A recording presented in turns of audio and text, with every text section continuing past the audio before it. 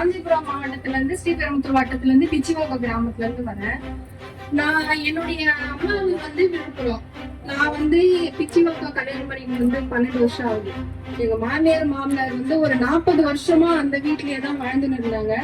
அதுக்கான current bill, EB bill எல்லாமே கட்டி இருந்தாங்க. நான் வந்து 12 வருஷமாவும் எல்லா இடத்துலயும் எழுதி கொடுத்தேன், எல்லாரையும் போய் பார்த்தேன், எல்லா இடத்துலயும் மனு கொடுத்தேன். எனக்கு எதுவுமே கிடைக்கல.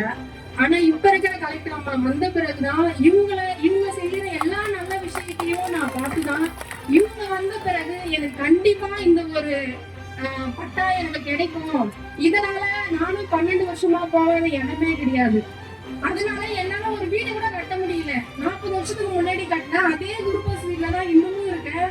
2 பொம்பளை பசங்களை வச்சிருக்கேன். அவங்களுக்கு எதனா ஒண்ணு சேர்த்து வைக்கணும், வீடு கட்டணும் அப்படின்னு நினைச்சு நானும் 12 வருஷமா போராடி எனக்கு கிடைக்கவே இல்லை.